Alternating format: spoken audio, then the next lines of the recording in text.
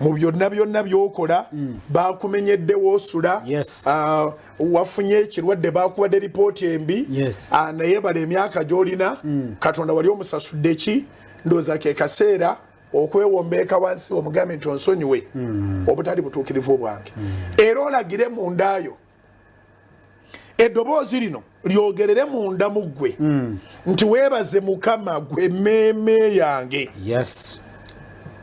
lagira ebintu byonna ebiri mundaayo byebaze Katonda kubanga Apolo buli lwe tutuukibwako ebizibu sitaani aba agenderera kututta okitegedde buli kizibu ekijja ne bw'oba weekoonye ekigere sitaani yaba amanyi nti ogenda kugwa eri ofe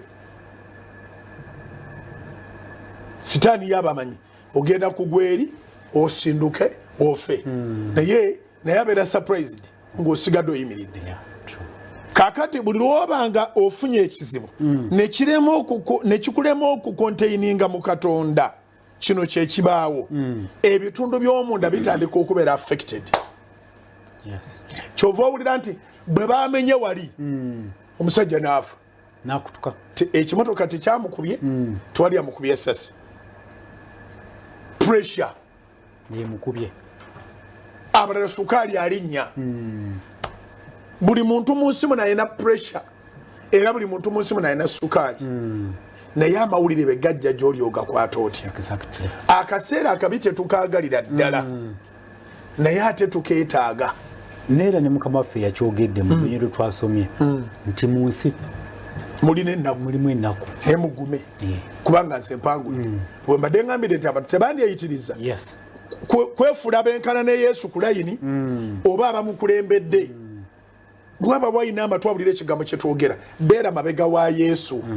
tosobola kukulira abalokole kuba tolina solution yaabwe atukulira yalina solution zaffe ate ebifo byafuuka politiko nti kati waliwo abatakyabuuziganya kubanga okuva mu kulonda okuwedde okwabalokole bakizuula nti erudda nerudda babbi na babbi you can imagine abasajja ba Katonda abakulembera ne bavaawo nga buli omu alina evidence nti munne mubbi kubanga kyakwate ekkubo lya sitaani abantu kabebbire mu byobufuzi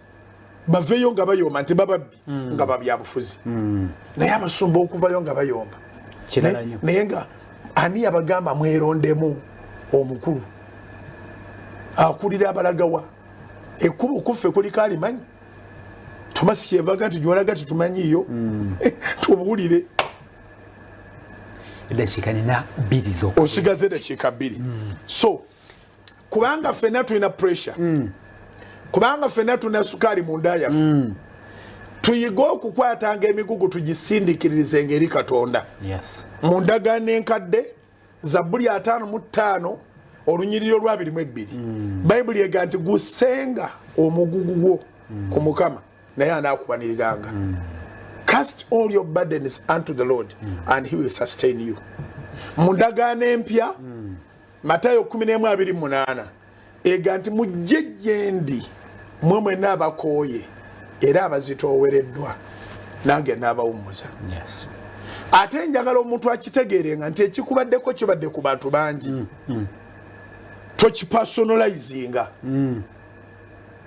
era ekyandikusibye ne programu eno singa twaleesayo n'obujulizi nga bamumenyera ku nnyumba edda ng'ebintu bye byonna oba byakwata omuliro naye nga kaakati atuusa bintu kuva bweru yaddamu n'aloka era nga yazimba ku kasozi akeegindi wandimuwuliriza bannange n'osanyuka era singa oli wano owuliriza nga toyagala amale awo ebintu bwe byajja oba awo ennyumba zaffe bwe bazimenya awo tebatuwa na notisi kaakati nenyimirira nga ndi Mukama gw'omanyi bwe naawona